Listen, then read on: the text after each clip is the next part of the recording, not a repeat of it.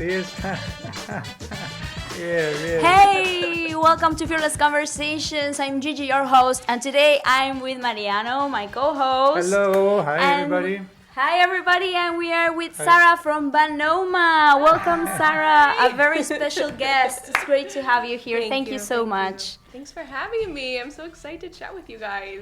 We are so excited to have you here because Sarah does content for digital nomads that want to live in Argentina, right? Yes. That's Banoma, your account, and you make very, very relatable content about Argentine people and our manners and everything. So how did the account begin? The start of the story really goes back years.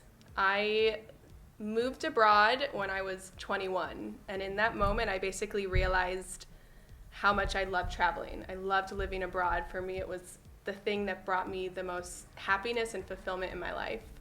So I traveled for years, eventually ended up in Argentina, which I can tell you more about, but when I was here, I just started thinking I need to spread this message to other people about how incredible it is to live abroad, to learn from other cultures, to be a part of something bigger than your hometown. So for years I was thinking about this idea, and I just had this moment one day. I was at the gym, I was on the treadmill, and I was like, if I don't do this while I'm living in Buenos Aires and try and spread the message, I will regret it for the rest of my life. So I decided that day I'm going to start a social media account. I'm going to try to reach other remote workers and show them how incredible Buenos Aires is and why they should make this decision. And I honestly never imagined that it would end up growing in the way that it has, but I'm so happy that I finally just said it's now or never, and it's worked out. Yeah, you've grown a great community of 50,000? Yeah. That's Yeah. amazing. I know. Congratulations. Oh, thank you. You said you would regret not doing something, you know? And I love that message. And we are all about that message. It's called Fearless Conversations, or in Spanish is Animate. You know, take risks, try something, and if it doesn't work out, but you're not going to regret not trying it. Yeah. And the fact that, you know, you've been able to grow it organically, naturally, just because you're passionate. It's something that you're genuine, and that comes across in everything that you're showing and doing. So congratulations on that. Thank you. I have to make the switch because we were talking in Spanish for so long, and you come, like, your Spanish is amazing. You know, you talk almost like Argentinians with the local stuff. But I'm glad we can also do this in English. You have a great English accent. It's a Denver accent. Yeah, this is amazing. Mariano, you migrated from Argentina and now you live in Denver. Yeah. And Sarah is from Colorado. You are from Denver too? Yeah. Oh my outside of God. Denver. So we have like the two of you switch. switched. So you've been being a nomad before being in Argentina in a few different countries. So I started in New Zealand. I got like the working holiday visa, lived there for a year, traveled all around both islands. And then really none of this makes sense from like a perspective of what's the closest country to then move to, because I went from New Zealand to Iceland. So across the world, lived in Iceland for a couple of months, and then went from Iceland to Australia. So again, does not make sense. But back down to that part of the world for another year. I had a working holiday visa there as well. And then at that point, I went back to Colorado and worked at a ski resort at Breckenridge, which I'm sure you've been to. And that's where I met my Argentine partner. So from Breckenridge then to Buenos Aires, where I've now been for 6 years. Oh my. So you got married here. You're married to an Argentine. You've married in the US, or you married here? We got married here last year. It was just over a year ago in Zona Norte, so just north of the capital city. And it was honestly the most incredible party of my life. We had 80 people from the US who flew down for it, and it was a typical Argentine wedding, so they were mind blown by the entire experience. We know how to party, right? Yes. Are weddings the same in the US? No, nada que ver. It's Nada que ver. nada que ver. Not They're even like close. 3-4 hours, much more chill. You might have a DJ, but it's like some people are dancing, most people are just chatting, and it ends at 10 o'clock, and that's it. This is here. It's like you're at the club until 3 in the morning. Did they throw you up in the air? Absolutely, absolutely, the whole thing. In the U.S., they won't do that. No. Liability. Exactly. You know? Too many risks. Yeah. Here they forget about all that stuff. Yeah. But I can relate to that because we love to come to even though we live in the U.S. and we've been to many weddings in the U.S. and they're just super nice. It's romantic, it's love. All that is very special, but we love to come to Argentina because there's nothing like it. Even other Latin Americans feel like the Argentinian weddings are out of this world. Yeah. So the fact that you brought 80 Americans, Yeah. they'll never forget that. And it's wild too because at the end of the wedding, there were more Americans on the dance floor than Argentines. Like they were so in awe. They didn't stop dancing the entire party. They just let loose. Obviously, they had a lot of pent up energy, and they flew to Argentina and took it out on the dance floor. And what happens in Argentina stays in Argentina. Exactly, Yeah. that's all I'm saying. 80 people for one wedding. Like, were they all together in one same plane? A lot of them were. Oh, yeah, wow. like most of my best friends from high school, some of my aunts, uncles, basically all the Denver crew was on the same flight. Yeah. I love that. Oh Yeah. my. Did people come from other countries, like any Yes. other friends from your nomad life? Yeah, I had a friend from Australia, I had a couple friends from Europe, a Chilean friend that actually worked at the ski resort with us. So there were, Oh, people that's from all over the beautiful. world. Yeah. That's so nice. Oh my gosh. Congratulations. We Thanks. wish we were there. We can do it again, round 2, Well- I'm ready. Yay! How did you decide to stay in Argentina? So it was never really an option for us not to. So I met my partner working at the ski resort, and that at the time he was still studying. It's very Argentine to be in school also for many more years, and in the US, it's kind of 18 to 22, you're in university and you graduate. Here, people study for many years because they're working full-time and they're studying part-time, so my partner had to come back and go to school, and at this point, so we dated for about 2 months in the mountains, and he was like, well, I'm going back to Buenos Aires, and I said, okay, well, can I come with you? And we'll see what happens. I always figured, since I'd been living abroad, like, what's the worst that can happen? I get there, it doesn't work out, we decide we're not for each other, I fly back home. It felt very low risk. So yeah, I booked my flight. It was a round trip flight, never took the flight back home. And yeah, we stayed here, and he just graduated this year, so I'm very proud of him. Yeah. Oh. Congratulations. Yes. Were you also working in Breckenridge? Yeah, we were So ticket you're working, scanners. and you were working like in a hotel, restaurant, or something? Yeah, on the mountain scanning tickets. We were on the same team. So you're in the same team, you're Mm-hmm. talking, and I mean, I'm sure my partner would wish he's here to tell his side of the story. yes. So we met my first day of work. I showed up actually mid-season. He'd been there the entire ski season, and I had just flown back from Australia. So I started halfway through the season, and it was the first day of work. It's 7 a.m. We're on the mountain. It's cold. It's snowing, and we go to the ski lift for our morning meeting. And I remember seeing him. There's like 10 of us in this circle, and we're all in these big puffy red suits. Yeah. And I just see like through, the hats and the neck warmer, this face, and I'm like, ooh, who's that? It's a good looking person. Yeah. And he apparently thought the same of me, but we didn't talk. He says he was trying to play it cool. He's like, oh, I'm not going to go after her. I'm going to, be the suave Argentine. Such an Argentine thing to do. I think he was just nervous and he didn't know what to say. Exactly, yes. So the first couple of days we kind of played it coy. We weren't really saying anything.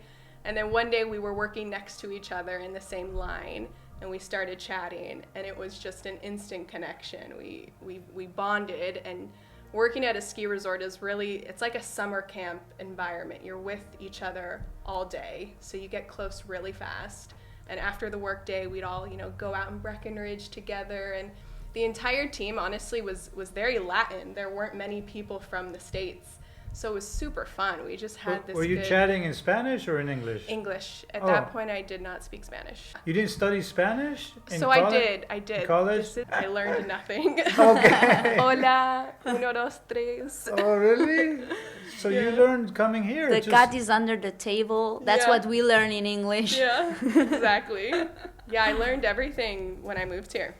Which that is interesting as a nomad. You know, when you choose a country, obviously you're more comfortable in Australia, Mm-hmm. New Zealand, even Iceland. I think you were talking in English, English. most of the time. Yeah. Going to Argentina or a country that is a different language, you even learn that part, which is also very rewarding, I think. It's a right? huge perk of choosing Buenos Aires because I think it's a city where you can move here with a base in Spanish. You don't have to be fluent because I wasn't. But you will eventually learn because you do need to be able to speak Spanish to really navigate the city. And there's no better way to learn a language than being here and practicing with the people. And Argentines are so open to helping. And there's so many schools or tutors or, you know, resources. So, or you fall in love with an Argentine and that's the best way to learn. Yeah, Yeah. because that's a good way for meet friends right away. He has this, Definitely. and he sounds like a very nice guy, very Yes. friendly guy. So he's got Yeah. tons of friends. Exactly. So everybody just wants to be able to talk to you, meet you, and you Yeah. get to practice. Exactly. You go to get-togethers with your husband, and what do we eat? Asado. Asado, yes. And what do we drink? Fernet. Fernet. Fernet. Oh my, magic. Yeah. We have What a is that? small size Fernet. So Sarah is going to teach everybody how to prepare a proper Fernet. I'm not a Fernet drinker, but we do drink as a country a lot of Fernet. Actually, I was Googling 50 million liters, a study from 2017. 50 million liters, that's our third most drunk drinkable drink. What am I trying to say here? But Argentines drink a lot of Fernet. Yeah. So we have the thing. We don't want to show the brand, but I didn't cover it up, so I guess the brand will be there. And I will open this. I hope this doesn't. So Sarah, would you please prepare our Fernet Yes. and explain the way we're going to prepare it? Okay. We're Well, not just going while to you- make any Fernet. While you do this, I hope that you've tried also other drinks, like you've the wine. Do you like wine or Oh, I love wine. Malbec? We're going to Mendoza tomorrow. Oh, first time? No, Oh. 5th time. Fifth time. I The- love Mendoza. Mendoza is becoming very, very Oh, popular. it's amazing. The vineyards and the mountains and Yeah. the boutique hotels. Yeah, it's Yeah. gorgeous. Oh, So yes, I good. love So wine. before we continue, sorry, we need to explain this. Oh, yes, yes. Would you like to explain? Sure. I love that it's the Shanky explaining to the Argentines what Yeah. this is. Well, Yeah. yeah. So this is a viajero, and basically it's a way of taking a Fernet and Coke with you. So it's standard for people to make one of these when they're going from the pregame to the club, or they're walking to a football game. You know, they're on the street, they want to keep drinking, so they make their viajero, which basically means like a traveler, a traveling Fernet. Oh. That's a safe way of to keep on drinking and not lose your La your previa. glass. Is that Exactly. la previa? It's kind of like the La- la previa. Ah. It's the continued Yeah. previa. But in English we call it pregame? Pregame. Oh, okay. Yeah. Is that Okay. a new word for you? Yeah. Always learning. I don't do, So yeah. if you're not from Argentina, you want to learn how to do this, you just need the bottle and you need like to burn the edges, because if not it will cut you. It will cut your mouth. So okay, Sarah, you can. It's Quite 11 simple. a.m. people. Starting early. So it's very simple. It's pretty hard to mess up. You've got your plastic bottle. You're gonna take big ice cubes. We have regular. But, Fill it up. But it will do. And then, so proportion-wise, I've heard many theories on this, but about a third of the cup you want to fill with Fernet. It is quite strong. Third, quite Third, strong. Okay. So Oh my! got about it. It's Honestly, really strong. That's not even a third, but I'm gonna save you guys because it's Yeah. 11 a.m. Yes, thank you. Thank you. And then you're gonna take your Coke and you're gonna fill it the rest of the way. And then at this point, you can either mix it with a spoon or your finger. I'm not gonna put my finger in it Oh, because please. You have to. who knows You how that must. would end for you guys. I think that Fernet will kill everything. Don't worry. So at that point, Yeah. go ahead and Oh. give it a stir. Yay! Yeah. In Argentina, they don't worry as much about germs and with the mate and stuff. Everything We're gets used killed. to- Yep. I was wondering if I should bring like one for Mariano, one for me, one for Sarah, but No, that's not the spirit. Everything We- here is about sharing. Yeah, we pass it on like the holy grail. Yes. Okay, so So this is your viajero. Very Yay, good. Sarah. It looks amazing. Salud. salud, cheers. I'm gonna Try it. oh, I can already smell it. Y fuerte. Okay. let me It does try have a it. lot of Fernet. Here we go. Cheers. I'm going to read. Cheers. Fernet is an Italian type of Amaro, a bitter aromatic spirit, and it's made of a number of herbs and species, usually Wow. include myrrh, rhubarb, chamomile, cardamom, aloe, healthy stuff. It's good for you. It's good No, for it's you. like a digestif. Oh, Is that what you okay. call it? Yeah. My Digestivo, yeah. Digestivo. Digested.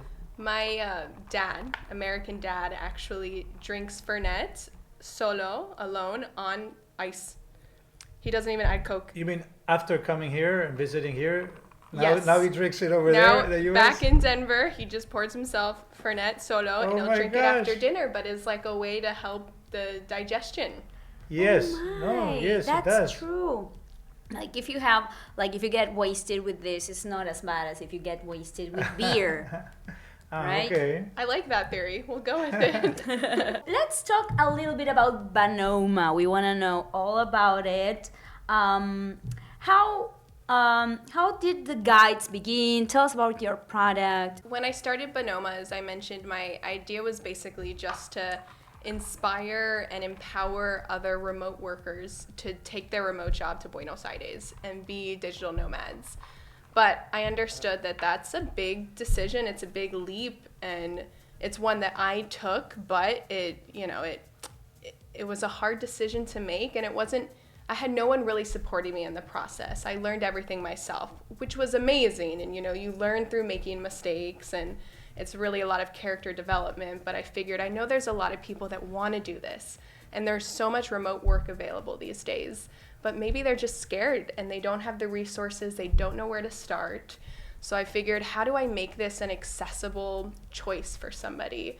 And so I came up with this idea alongside my social media of producing a series of guides, and it's a digital nomad series that helps somebody with a remote job to prepare for their move to Buenos Aires and then settle into the city.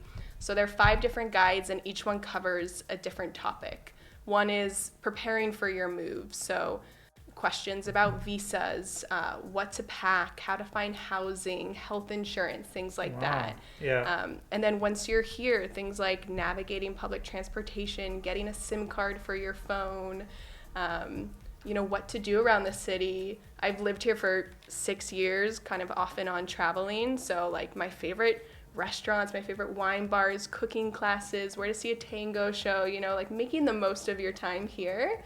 And then where to travel around Argentina. It's a beautiful country. There's so much to see. So that honestly just kind of is surface level, but it's almost 200 pages. And basically my idea was someone could purchase these guides and have everything they need to comfortably make that decision to move down to Argentina. I love that. And I've been seeing your Instagram. Guys, you have to follow her. She's been everywhere. You've been to so many places that I haven't been yet. I'm going to follow your recommendations because you go to beautiful places. Yeah. Tell us one of your favorite trips inside Argentina. Oh my gosh, there's so much. Yeah. But so I love Patagonia. I think being from Colorado, I'm a mountain girl, 100%. And my partner actually grew up going to Villa Langostura, which is you guys know, but it's a little town outside of Bariloche, which is kind of a famous destination in northern Patagonia. So I've been there a couple times with him, and every time I just fall in love even more. It's full of these turquoise lakes. It's the 7 lakes region, so you have these 7 stunning lakes and then striking mountains, very green, it's very lush, and the town itself is super cute. It feels almost kind of like a Breckenridge. You've got one main street and these cute little shops and a lot of chocolate. The region is famous for its chocolate, cute little restaurants, breweries. It's such a magical place.